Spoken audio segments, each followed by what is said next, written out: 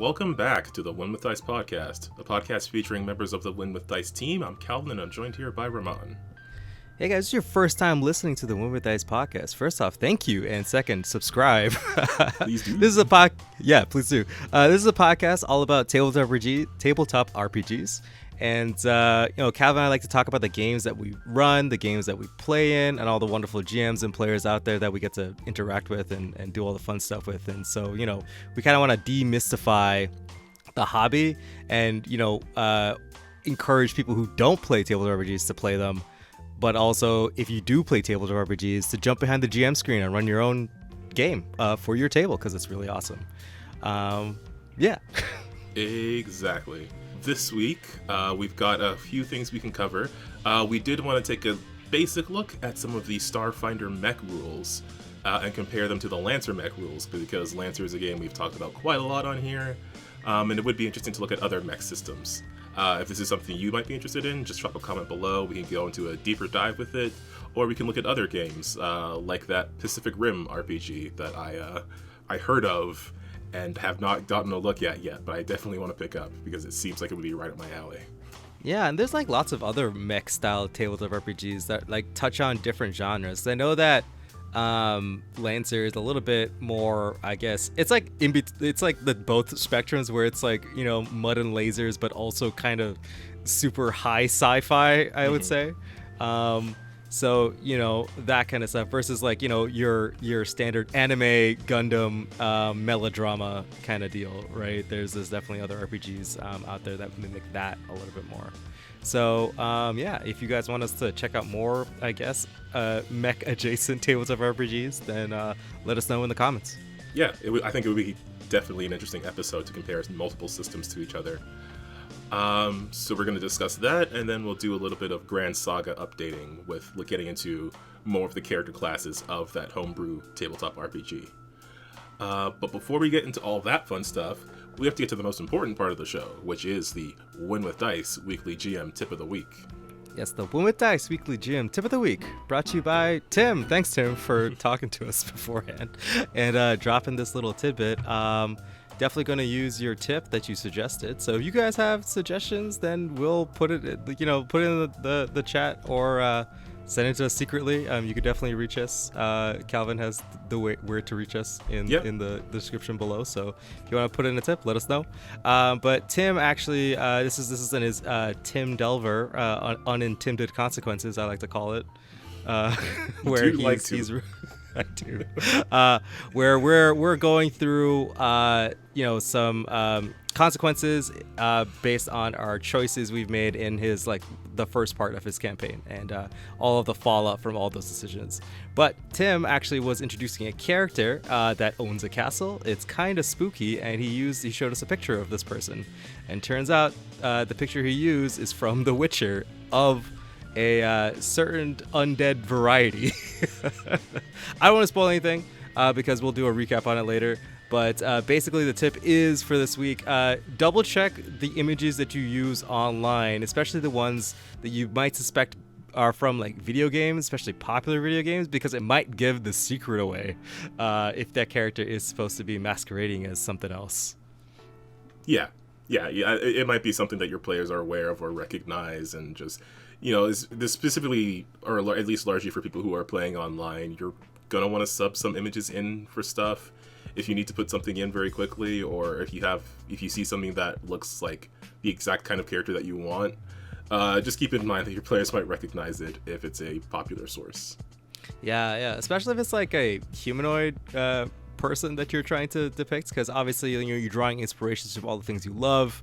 So you're like, oh yeah, this, or you just type in a werewolf or something, and it's like, oh look, here's a picture of I don't know, a good werewolf.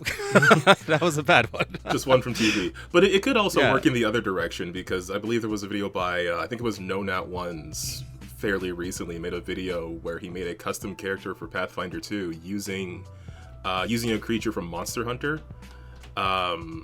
So I would say in that case, you do want to use that specific image.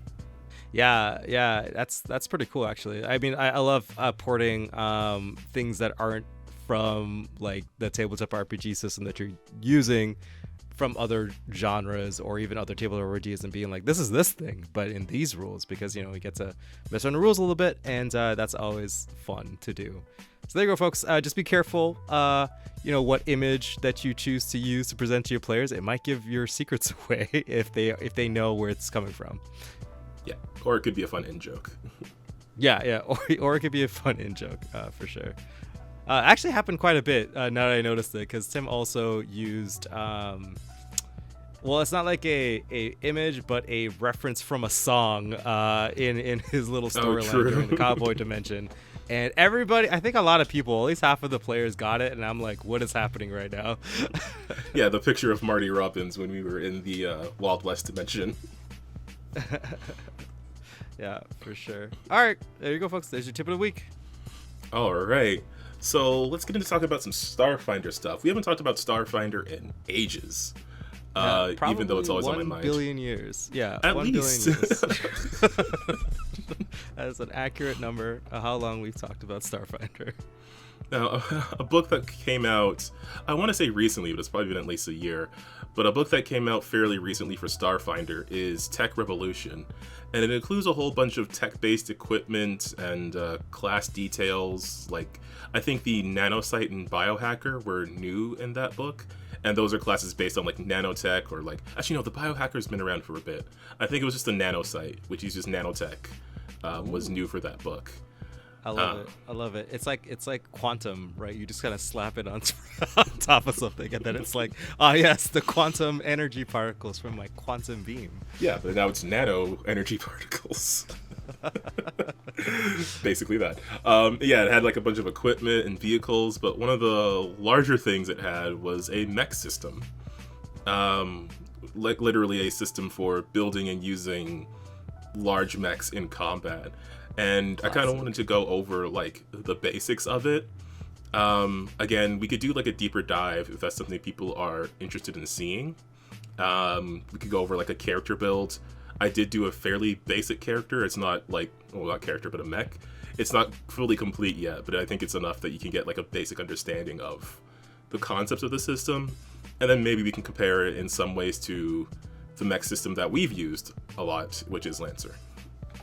Yeah. So in certain ways, it's very similar to the shipbuilding system and the ship combat that comes with Starfinder. You're using a square grid, unlike the hex grid of ship combat, but each square is 10 by 10, I believe, instead of 5 by 5. Okay, so they have facings. So there's like a front, back, and side facings. They don't necessarily have facings. It's just like they use the same square grid as player level combat. It's just that the grid scale is different. Okay. Yeah, I don't believe they have facings unless I missed something. But if they did, they would have used the hex grid anyways. Yeah, okay. Makes sense. I think that's cool that they just kind of zoom out a little bit and still have the same squares. So I guess like there's probably like sizes involved where it's like the size 1 mech is actually ginormous, and if you were a person next to it, it would just be like, like I don't know how big creatures are explained in Starfinder, but yeah, like really big in comparison. I think I'm way more squares on like the person scale. Pretty much. Cool. There are different scales for like, and they use the same scales as like their creatures. So there's like huge, which I think is 3 by 3 of the 5 foot squares. Off the top of my head, and then there's gargantuan and colossal, which I don't remember what those sizes are off the top of my head, but they should be the same as like Pathfinder, at least on the 5 by 5 scale. I see. So the way building mechs works is it's actually more of a party-based system, which again is very similar to how the ship stuff works. But really? Whereas the ship is tied to your party level, and that sort of determines what sort of tier of ship you can start working with. The way it works for mechs is that each player character, depending on their level and the number that there are in the party, will have a pool of mech points. Okay. So at first level, or actually I went with like 4th level, but like at starting at first level, each player character has 15 mech points per player character. So depending on your party size, they'll give you the total pool of points that you could spend on your mechs, because a mech can have multiple pilots, or you can split those up however you like to determine like you can split those up into 3 different mechs, or you can pool those points into one larger one with multiple operators. Oh, so you could just be like a Megazord, just have like Yes. all 4 or 5 of you just like piloting this one mech. That's kind of cool. Yeah. There's something similar in I think it's the ship operations manual, that it has like a thing you can add onto your smaller ships to make one bigger one. But this is like from the base. You can either have one large mech, you can have 3 smaller ones. You can determine how you split up those points. It doesn't have to be even or equal. That's going to depend on your party and the sort of machines that they want to build. It does recommend that no one mech can be like 3 times more than the lowest one or whatever, but obviously that's up to the GM and the party how they want to do that. I see. So you can't just like pool everything to make like one really big, like pool all your points to make one really big mech, and then have like just 2 other ones kind of floating, doing nothing. Yeah, pretty much. I mean, like you could, as long as it's within an acceptable range. But at the same time, I don't know why you would. I feel like most tables would either want one big one or an equal number of even ones. Yeah. I mean, that's pretty cool. Actually, now I'm thinking about it, we should also look at like the Lancer like battleship rules. Yeah, we should compare those to Starfinder too and see how they play. I know they're like actually really different because Starfinder is grid based, while the Lancer battleship rules is like it's more esoteric. So it's like, like it's more of a narrative thing, or yeah, it's a little bit more narrative. So there's like, they call it the gyre. So basically it's like the enemies don't move, but your position relative to the enemy ship changes. So you could be like close or far. I don't remember if there's like numbers to it, but essentially it's like there's like rings of engagement, and then the lower the number is, or higher the number is, whichever it is, the closer you are technically to the enemy force. But they're a little bit more real about it, so it's like these distances are like vast distances. So it's like, even if someone's like close, that doesn't mean like they're like point blank. That means that just like if you shoot something, it's good, they can't dodge it, that kind of deal. Okay, I see. Yeah, that makes sense because of the scale of starship that you're working with. Yeah, it would be like miles and miles, like not worth giving an actual number to. Okay, I can see why they would do that. Exactly. But yeah, no, let's do this first, and if you guys want that, then let us know. True. So from there, each mech has its own tier, similar to how starships have tiers. And each tier has a minimum number of points you need to spend on the mech for it to like be of that tier. So if you want to have like a tier 3 mech, you need to spend at least 60 points on it. Right. Or you need to have at least 60 points to spend on it in your pool. So you'd basically like a level 1 kind of generic amount, so you'd have to pool 2 people to get a 60-point mech. Yeah, pretty much. Yeah. That's actually like that's a good point. The mech level itself, or the mech tier, can't be more than, I believe, 1 higher than your actual party level. So yeah, you could have 2 level 2 PCs that each get 30 mech points each, and they can pool those together to get a tier 3 mech, because you need to have 60 points to spend to get that tier 3 mech. Okay. And then from there, it is similar again to how shipbuilding works, where in shipbuilding you have like your build points, and here you have your mech points, and those you spend on your frame, your limbs, which is an interesting thing how they decided to split that up, your power core, your weapons, and then you have like auxiliary systems and upgrades, which are like miscellaneous minor upgrades. Oh, I see.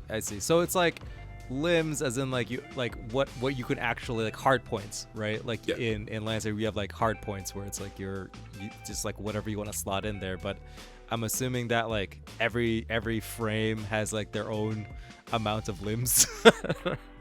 I think so. Well, from my understanding, they have their own, like each frame has its own amount of slots, and that can determine how many weapons and upgrades you can put in it.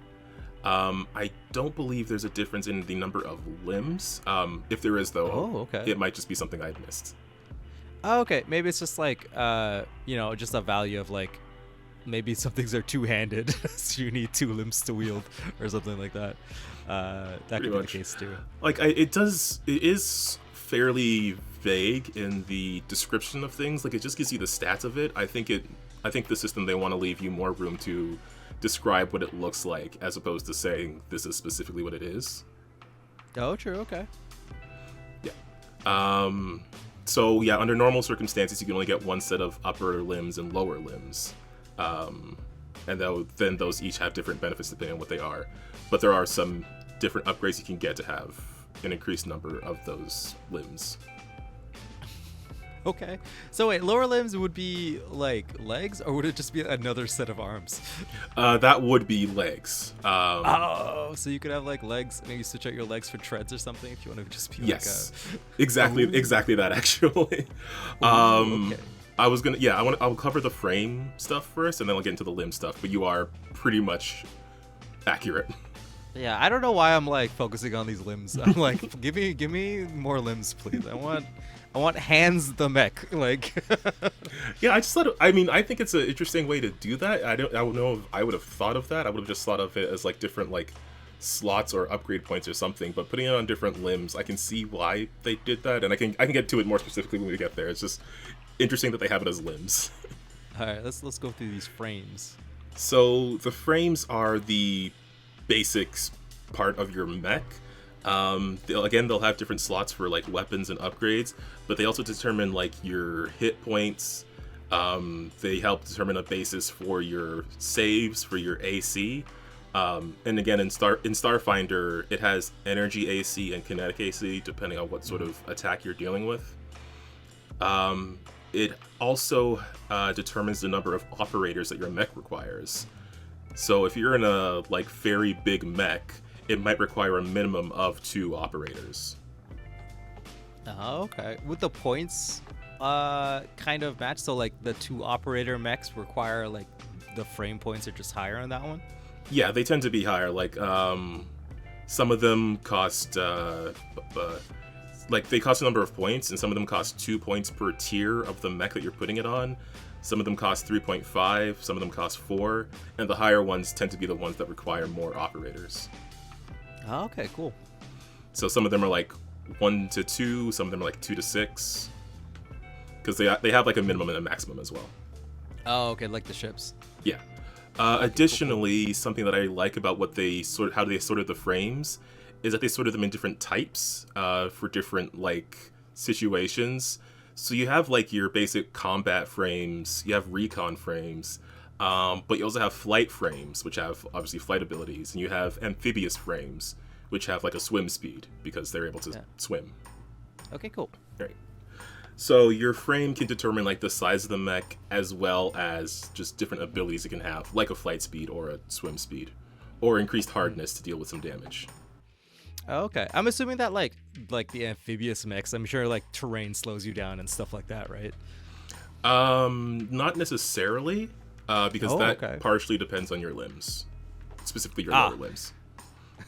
Okay, makes sense. So the test one I was making, I was just thinking like some sort of aquatic hunter sort of mech, just because I saw the amphibious frame and I was like, that seems pretty cool. So okay. I wanted something that was able to move quickly within like water. Yeah. So I made a basic thing with an amphibious frame. And then moving on to the limbs. So the lower limbs, those are what like they can give you boosts to your speed. They can also give you boosts to your AC and your HP, and they have their own individual costs as well as their own individual like movement types. So you can have like your basic biped limbs, lower limbs, but you can have agile ones that give you more speed. You can have heavy ones that give you more AC. You can have a hover pad, which gives you a flight speed, and you can have like treads, which help with your hit point advancement, which I believe is like hit points as you level up the mech. And also like actually they don't have as much speed, but they do have some bonuses to your kinetic AC and your fortitude. Oh, okay. So it's just kind of like keeps you. Okay, so the treads scale better than the heavier legs, I guess. Yeah, I think so. Okay. Personally, I would give them like a climb speed of some kind, but that might just be me. I mean, I don't like I would give them I would give the treads some other bonus as well. Unless Okay. they have something that I'm completely missing. I mean, they do have more HP bonus, like more base HP, which contributes to the entire Mech's HP, so that is useful as well. But you can have treads, you can have a hover pad, you can have different types of legs, and again, these can affect like your movement speed, and some of them have their own slots for like upgrades and weapons and stuff. On the legs. Yeah. Like a leg knife. You just turn your foot into a knife. Yes. Okay, cool. And similarly, the upper limbs, they don't affect your speed necessarily, but they do give you bonuses to attacks. Okay. So some of them can give you a bonus to either melee or ranged. Like some of them give you bonuses to melee, some of them give you bonuses to range, and some of them you can choose where you get the bonus from. And then some of them have bonuses to your AC, and some of them also have like more or less slots that you can put weapons into, as well as some individual upgrade abilities. Okay. So before you add on your weapons and stuff like that, you have to choose your like it's like your frame, and then add your lower and upper limbs, and then you start adding all the other guns and gizmos or whatever, right? Yes, because you might end up with like a different number of slots to put actual upgrades and weapons and things into. Okay. So yeah, like the frame stuff, it's vaguely similar to Lancer in that you have like your basic frame, but you can do some customization here of like your speed and your number of slots that you have for upgrades. So like the frame isn't, because I know like with Lancer, like the frames have more abilities definitely. These ones are a bit simpler, but I think that's also because you can customize like the legs and the arms. Yeah, it makes sense. That stuff is already baked into Lancer. Like when you pick like a Nelson frame, you get like all of the Nelson stat boosts and stat decreases, as well as like, you know, the slots for equipment and things like that, and in those like inherent systems from the frame as well, right? Yeah. So what I ended up doing was just I made something with very fast legs, and then I went with the precision arms because those gave me a bonus to attacks, because I wanted like an aquatic hunter. Precise. Cha-cha. Exactly.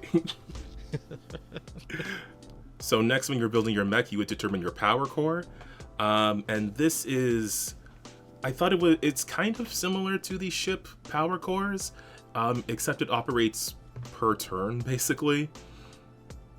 So the way mech combat works is you have your basic movement and attacks and stuff, but you also have the ability to spend power points to do different, like some of your upgrades may require you to spend power points to use them. You can also spend power points for basic things like increasing your attack rolls or your saving rolls, as well as increasing damage that you're able to do. And your power core is basically what determines how much you're able to do that. Oh, okay. So the way it works is that it will generate an amount of power points each turn. As well, it will have an amount that it starts with at the start of combat, and a maximum that it can contain. I see, okay. So if you like choose to do nothing for one turn, then you could like store up some power. Exactly. Up to your maximum though.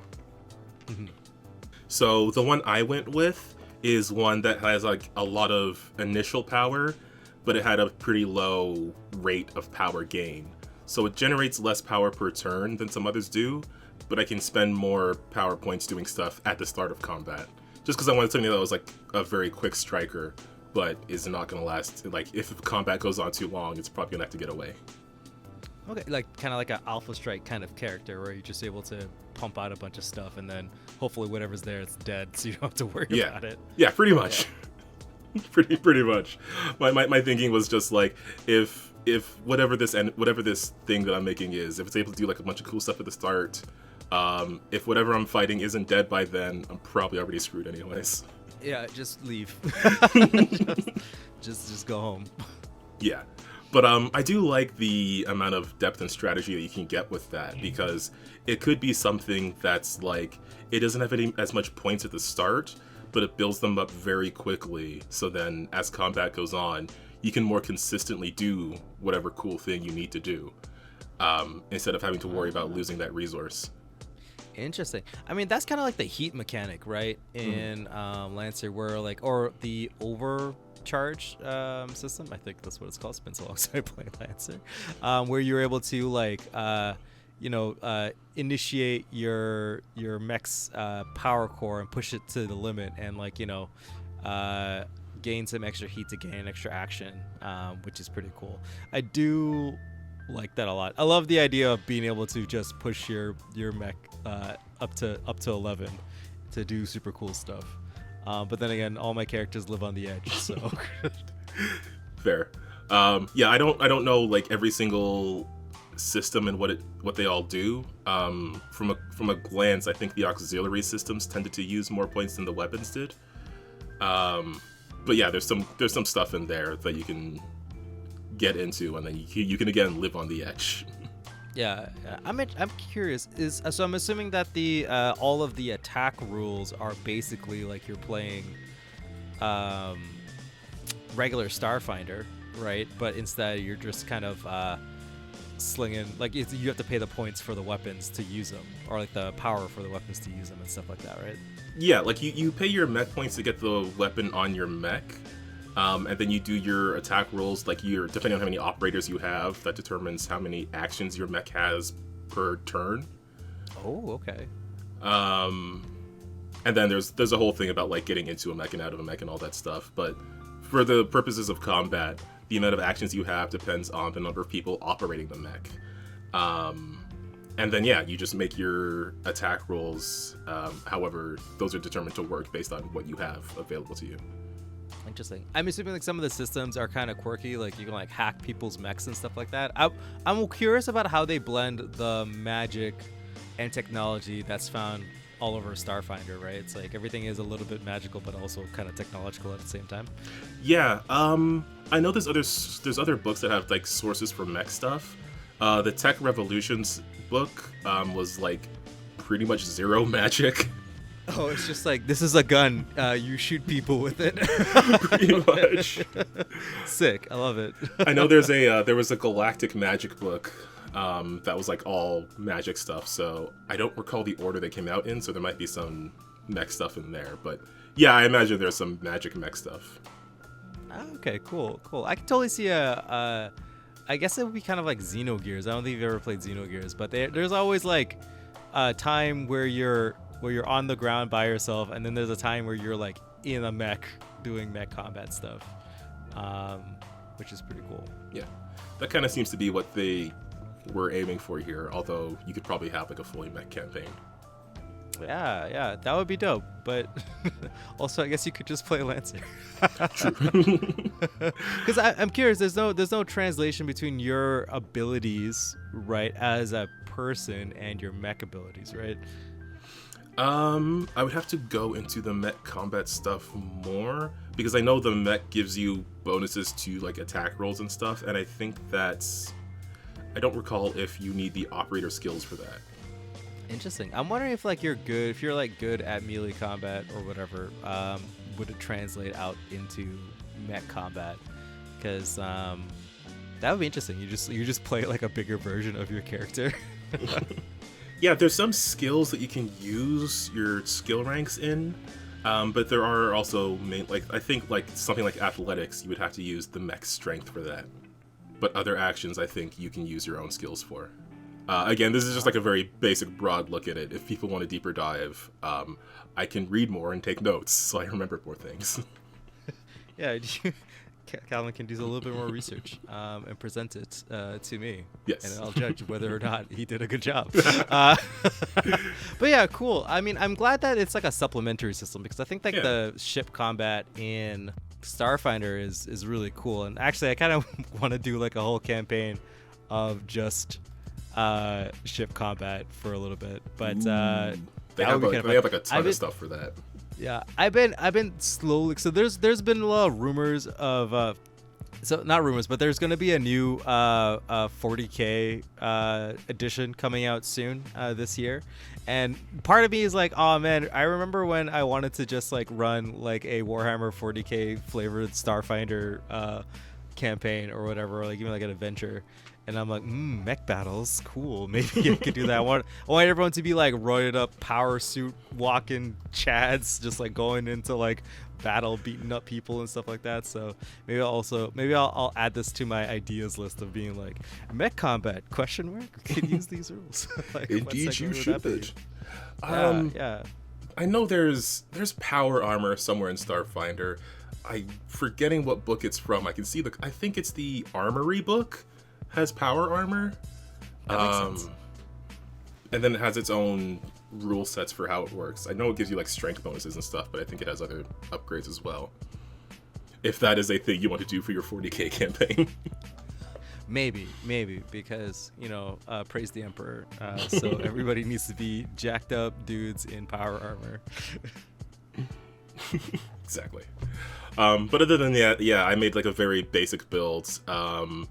I gave myself the laser rifle weapon just because I looked for the weapon with like the longest range. And weapons, some of them will have like a capacity of like the amount of ammo that they can have. And then obviously you would have to take an action to reload it. I know there's some upgrades that have like, you can reload 2 things at once and stuff like that. And then each weapon takes up a number of slots. And an auxiliary upgrade that I took was the Cloaker, which you can use as camouflage, or you can spend some power points to use it as invisibility. Oh, you can that's nice. I like that inherently. It's like, oh yeah, you can get a bit of cover or whatever. You can camouflage, but then it's like you can just like put some power into it to be like, and then now I'm invisible. Pretty much, yes, exactly. I definitely had room for like more weapons and auxiliary systems. I just hadn't decided like what would have fit like what I was trying to build here. I think if I finish this stat sheet by the time the episode comes out, I'll put it in the description or something. Okay, cool. But yeah, that's pretty much the basics of the mech stuff.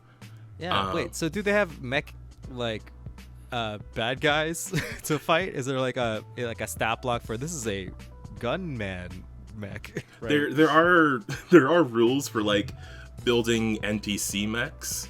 That just say like they have this typical speed and this amount of power points to spend and this number of auxiliary systems and all that sort of thing. And then they do give examples of like player mechs that would be built by different factions and stuff. Oh, okay. So like I'm wondering if you could just like, here's a dragon and these are the mechs. You go fight the dragon with the mechs. Is that because all the rules are basically the same as Starfinder, right? So even like the damage, would the damage be high? Like would it be like, because I know like the ship's damage is like 1000 d8s because it's a big hyper cannon, right? Like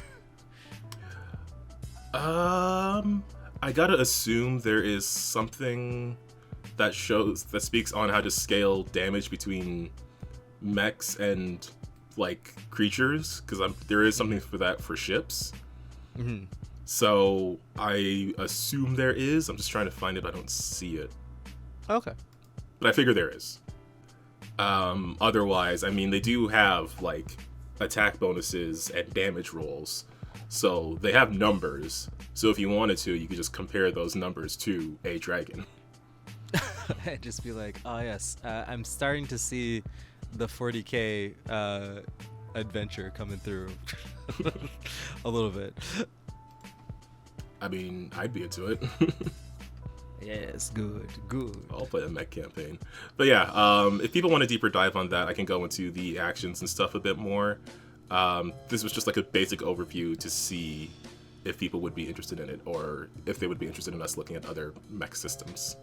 Yeah, I mean, it'd be cool to like make like a character in Lancer and see if we can like make a character that's similar, or at least a mech that's similar into this game. That might be kind of cool. How like the ideas can be translated between genres. So I mean, even if you just you want to keep playing, like I would love to just keep playing Duke forever in every sci-fi game. So if I can keep replicating Duke in every mech-oriented game, that would be the best.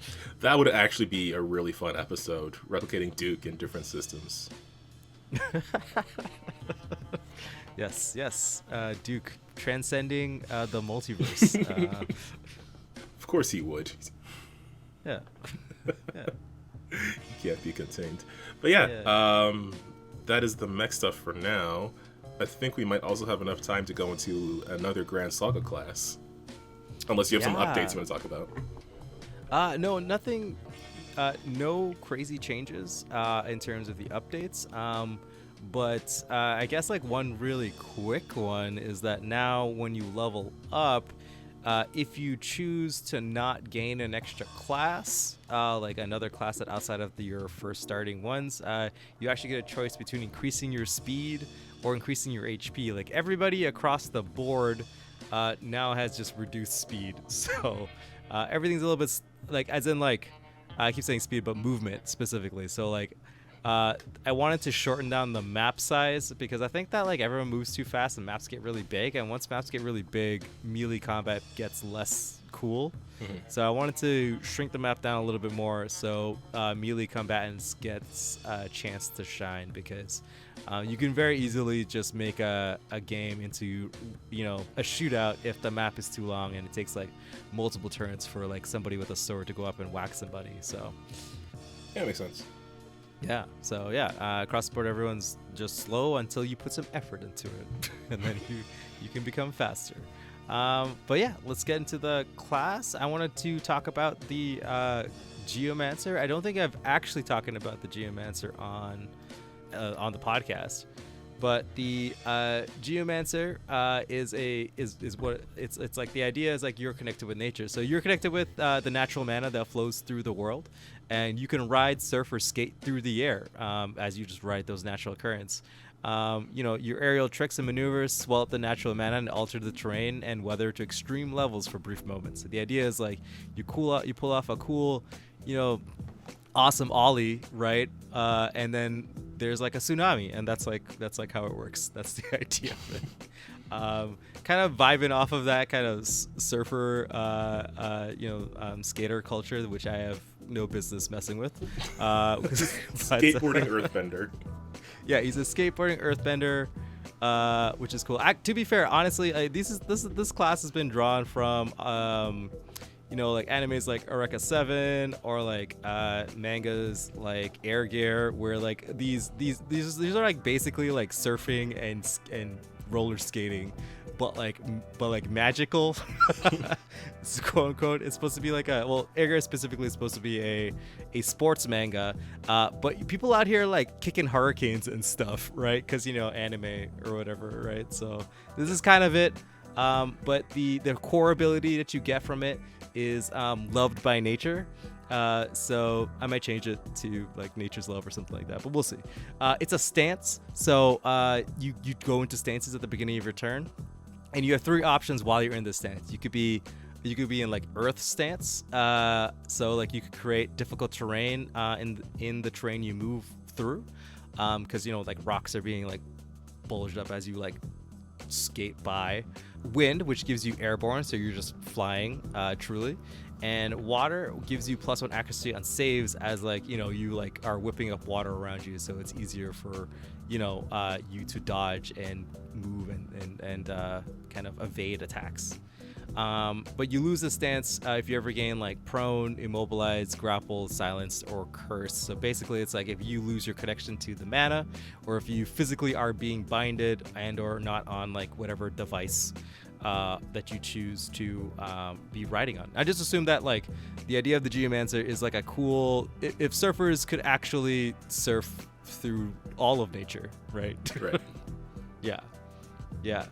So a lot of these abilities or aspects, they run off of what kind of the stance you're in. So like, for instance, 360 grappler earth prison, you need to be in love by nature earth.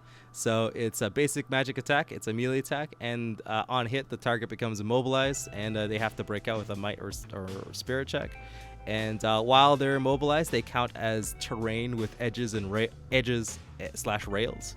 And because they have edges and rails, you can use the ability Edge Grind, which requires you to be in the Earth, Love by Nature Earth. So you can, once you like move next to a piece of terrain that has a ledge, edge, or rails, you can like grind on that edge and move for free, and like, you know, stop that movement once you reach to a sharp edge, and like, you know, continue the rest of your movement. So it's like, the idea is like you're like doing a rail grind, right?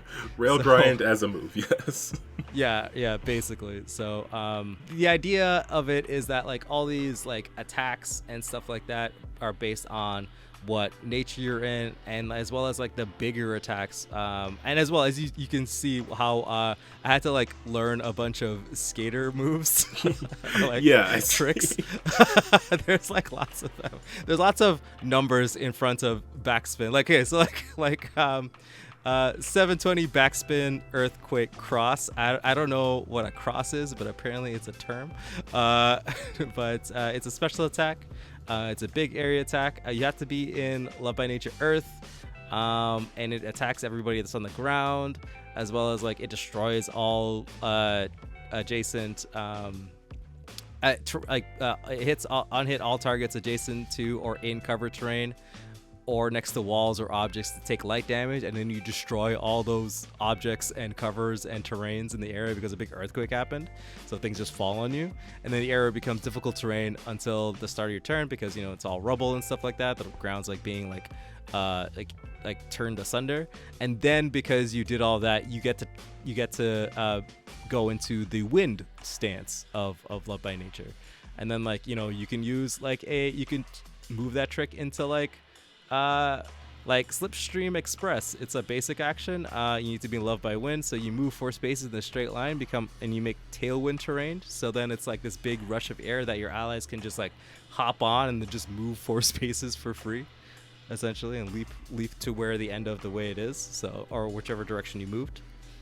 So yeah, lots of mobility, lots of just kind of like doing cool tricks and styling on people. Most of the abilities just give you like ways to move or ways to evade and stuff like that. So yeah, or like, you know, the special attacks are like really big buster moves with really big like area of effects that just kind of do stuff, create lots of terrains, like, you know, slows people. They don't do a lot of damage because for balance reasons, but they do, because it's so much, it does chip damage. So no matter hit or miss, even if they're able to ward off like the effects, they're still going to take a little bit of damage, because, you know, like you just summoned up like a tsunami, so like good luck not taking any damage from that, right? Yeah, and then that chip damage can obviously stack with like abilities from other classes if you have them. I do appreciate I like the theming in each class, and I like like the 360 grappler Earth prison and the like 1000 like the 1800 tornado ride fall. These are very skateboard names. These are very druid Tony Hawk names. Yeah, you know what? That's a good way of explaining what the Geomancer is that you're druid Tony Hawk. Yeah, this could be like a fun thing to play. Like, do you think it combos well with any other specific classes, or do you think like someone wants to like invest more into this? Because with the recent update you've made where you're able to increase your speed, I feel like this is something where you might want that speed increase. Yeah, definitely. Well, a lot of the attacks allow you to move within that target area, right? So you're always constantly moving. So like, it's mostly just a balance of like, you know, trying to be in the right stance to use the right ability. You kind of have to like plan it out a little bit with this one. This is a little bit more of like a silo class. There are aspects that you can like, even if you just like dipped into this class for like the fact that you could just be in a stance and get like +1 accuracy on a save is pretty good, right? And it does allow you to become airborne, like combos with a lot of other stuff, as well as like it does have like a lot of you know, big terrain altering effects. So if you just want to like gunk up a place, then this is the class to do it, as well as like styling on people. That's just really where the magic of this class is. But definitely any class that has to do with magic ties well with this. You can slap on like the rune blade. You could slap on a rune on some of your attacks and make those attacks like add like flare on it. So now it does fire damage on top of like another light damage. So you could like boost those abilities that way. Ooh, yeah. And of course they would also look cooler. Yes, they also would look cooler. As you style on people with your cool magic flying skateboard. Yeah, I appreciate sticking to a theme. Yeah. Okay, I'll just go over let's go over the gambler. The gambler is kind of interesting too, since we're talking about interesting classes. Yeah. So yeah, let's do the gambler. So the gambler is you risk it all on the roll of a dice. You augment your attacks with your own luck to score big. You use your gambits to provide a significant boost and can turn the tides of battle. But they have a high risk of backfiring. So the gambler's core ability is call and bet, which is like a gauge. So when you use an attacker technique, you can choose a gambit. Gambits are just like a little mini game that you play on the side, so it's a game within a game. And you basically spend your gauge, which is bets, and bets give you like 1d6 when you're trying to play a gambit. So when you use call, you spend all of your gauge. You can't keep any. You just go all in, and you play that mini game. And after that, you get mini game based. If you win or lose, you gain an effect. So like the first one you get is even odds is the first gambit. So once you spend all your bets, you grab your fistful of d6s. You're like, okay, you call even or odds, and then if you win, if you roll more of the one that you called, and then and you re-roll any ties. Like say if you roll like 2 odds, 2 evens, or something like that. So when you win, yeah. So if you win, you gain accuracy on that attack or check, where X is the number of die rolled. So if you roll 2 dice, or like it would be 2 dice. I guess it would be like you roll 3 dice and you roll 2 even, and you call even. You roll 2 evens, and 1 odd. Since you rolled 3 dice and you won, you gain 3 accuracy on that attack. But if you lose, like say you call like odds in that scenario, you gain that many difficulties on the attacker check. So it's like you can basically just screw yourself if you just failed calling odds or evens. So it's like really, and like gaining a bunch of accuracy on attacks means that you're more likely to crit, more likely to kill somebody, that kind of stuff. Is a gambit like what sort of action is a gambit, by the way? Oh, and I don't know if we have to explain gauges, but I think we covered gauges, that they're basically just like a counter that some classes use for their specific abilities. Yeah, it's just kind of like think of it as like a gauge in a video game, or like a bar in a video game that just fills up and you can use to spend on different abilities. Gambits aren't actions. They just get to augment. They're just a thing that you get to do to augment like any attack or technique that usually involves a roll or something like that. So in this instance, like even odds really only affects things that require a roll. Mm-hmm. But let's say you're using like an ability that doesn't require a roll, then you wouldn't play evens or odds because you don't need the accuracy or difficulty to get that thing to work. Yeah. Right. But like, and like, the aspects really give you like different gambits to play, as well as like different ways for you to augment the number of bets you have and use bets in different ways. So for instance, for like a gambits, the first one here is like double trouble. These are fun to come up with, actually. So double trouble, if you win if you roll multiples of the same number. And when you do win, you repeat that action X times, where X is the number of multiples rolls. And then if you lose, you gain disable and silence, which basically means you can't do anything, which sucks. But essentially, it's like you're trying to, like, let's say you're using like you're like healing somebody, right? And you want to, heal them like multiple times or get more heals out of it. Or maybe you're attacking and you want to attack multiple times with that one ability, right? The big buster move, but it's like, it's a super move, so you're gonna have to burn all 3 actions. But then you have like some bets stored up. You're like, all right, let's do this. We're gonna go for double trouble. You roll your dice and you get like I don't know, 4 threes. You repeat that super action 4 times. Ooh. So it's like really really. If you roll 4 threes on 40, okay, yeah, that's not very likely. Yeah, the idea is like these. So evens and odds are like even odds are like you can roll with 1 bet, right? Because you call even or odds, and if you got it right, you have 1 even and 0 odds or whatever. Therefore, you get 1 accuracy. Double trouble requires like just more bets to even make viable. But you can combo double trouble with like trump. Trump is an aspect where it's like you roll a d6 at the beginning of combat, and then you keep that number, right? And when you use call, you can replace any rolled number in like your pool with the trump number, and then replace it, like switch it out. So now that trump becomes, so you have a 3 stored up, and you roll a bunch of dice, and you're like, oh crap, I didn't roll anything, but you rolled 1 3. You can replace another number, so now you have 2 3s, and then that number becomes your trump. So it's like the more like there's a split between like, you know, gambits that are like harder to pull off realistically without like, you know, super duper luck, but also ways for you to just get a bigger dice pool or manipulate that dice pool to in your favor. So yeah. Okay. Yeah, this class is definitely the riskiest I've seen so far. Yeah. Yeah, definitely. You could also use raise, where you gate when you, it's like a basic technique like that just gives you bets, but also you can just spend money, like your actual physical coins. Like if you have like, I got 2 gold coins, I'm also going to put that in. You can spend your money while using raise to gain more bets for your attacks, and then just use an ability. What happens to the money you spend? It evaporates to the money gods. Fair enough. You just sacrifice it to whatever means.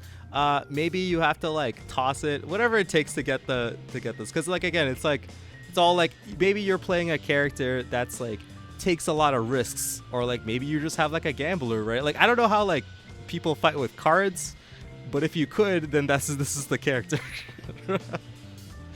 Right, that kind of archetype of character. It's like, oh yes, I am the high roller. I'll beat you up with this 1 card. Cool. But yeah, are there any other? other? A little snapshot of this. Oh no, go ahead, Calvin. Sorry. Oh no, I was wondering if there's other aspects of the class you wanted to talk about. Well, really, it's really just like, you know, trying to like, it's really just like having fun. I think that most of the stuff in the classes is just like ways that you can, again, like I said, buff the gambits abilities, as well as getting different gambits. So I could just go through another gambit, because like 7's Heaven I think is actually pretty hard. So you group and add up the results roll to create multiples of 7s, and you win if you make at least 1 result of 7. So when you win, this attack critically hits on a regular success, and then if you somehow, you know, get the jackpot and make 3 results of 7s, your attack just automatically hits, which means you automatically score a critical hit. But if you lose, the attack automatically misses even on a regular success. So, you know, it's not like the end of the world, but you have to critically succeed if you fail at 7's Heaven. Oh, okay, I see. So yeah, so you would get, I mean, on a 3 you would get that crit still, but yeah, so it's basically either you can take a gamble and you can get a crit if you do manage to hit, or you can just miss completely, regardless of if you hit. Yeah, if you can roll those. Like, yeah, I tried really hard to make it so it's like not like usable, but also just not too bad. Like, you know, double trouble I think is actually pretty hard, because, you know, you can just screw yourself for the rest of the combat. But I mean, if you're doing an action 3 times, like somebody's probably gonna die, right? Like, or like you're gonna get so boosted that, or like you're gonna get so much HP or just whatever. Like you can even use double trouble on like a dash, right? And you can try and see if you can just move really fast or something like that. It's just kind of like the gambler, but you can choose to be a gambler like by itself, but it really helps to just pick up extra classes. It's kind of more of like a supplementary class, in my opinion, where it's like you're doing something cool, but also you like to take risks. Yeah, like I can see it working to like, because it gives you like multiple uses of a thing, or increases the effectiveness of it, but you just have to take the chance that you might not be able to use it at all. Yeah, like comparing, like if you can pull off Seven's Heaven and like combining it with like even just like any attack plus like a piercing signature weapon, like piercing signature weapons, when you critically hit, you actually increase the stage by 2. So if you have like a light attack, when you critically succeed, normally it goes to like you do you do heavy damage, but then it goes to super damage, which is like 12, which is like a lot. That's like one person's HP bar usually. So, you know, if you manage to pull it off, then great. Better if you just have like this big pool of like, I don't know, like eight bets, and you're like, all right, let's go, this guy's gonna die. Roll it, and then like, you know, if you don't manage, which 7 I think is like it's the most number on like 2 and a pair of dice. So if you have like enough, then you might be able to pull it off, but you're definitely gonna get at least 1. So yeah. All right. Yeah. So yeah, if you guys want to see these 2 classes that we just talked about, as well as the other dozens that are part of Grand Saga, and try making a character with them, check out the link below. I'll make sure to put this link at the top so you can go check this out. Yeah, definitely. I mean, there's 36 classes, so there's tons to choose from. I don't think anybody will choose the same class or the same aspects twice, so, you know, yeah, that's the fun of the game. Anything else you want to say on the game, or before we roll into the outro? No, I think that's it. All right. Well, thanks a ton, everybody, for listening. If you're hanging out on YouTube, then just scroll down a bit, and you'll see the comment section where you can leave us some really fun comments, and where you can also like the video if you look a bit above that. But in between that, there is the description where we have links to a whole bunch of awesome Lancer third-party content creators that we've talked to over the years, because we've been doing this podcast for years. I was actually trying to look up an episode of something for a discussion I was having recently, and I realized it was like from almost 2 years ago. Oh my god. I was like, I vaguely remember talking about that, but I don't remember when it was, and it was like 2 years ago. Yeah. So yeah, definitely check that out, and check out all our other episodes as well while you're down there. Be sure to check out the gaming streams that are currently running on the channel. Currently playing some Sims 4 on Thursdays. And going to finish Mass Effect 3 sometime at some point on Sunday. For Friday, it's usually Skyrim, but I think this week we'll start playing through Divinity Original Sin. The first one. Buddy, go find that chicken. It is one of my favorite games, but I usually only play it co-op, and I like to stop and read things, and then my friend, like, she's the one that sneaks around and steals stuff, so she pays, like, for all of my, and, like, everything that I need to do to actually play the game, so it might be a bit of a struggle to play solo, so I'll try it for a few episodes to see how it goes. Alright, cool. Good luck with that. I don't know if I have the strategy for it, because I'm very bad at stealing things. But yeah, if you guys want to see that, definitely check that out on Fridays. Otherwise, I think that's it for now. Again, if you want to hear more stuff about like Starfinder and other mech systems, just drop a comment on that. But I think that's it. Ramon, anything else you want to say before we head off? Like and subscribe. We never say it. I said it twice this episode. Please do it. Well, for all of our gambling GMs and players out there, just remember to keep on winning with dice, and we'll see you next time. Bye, guys.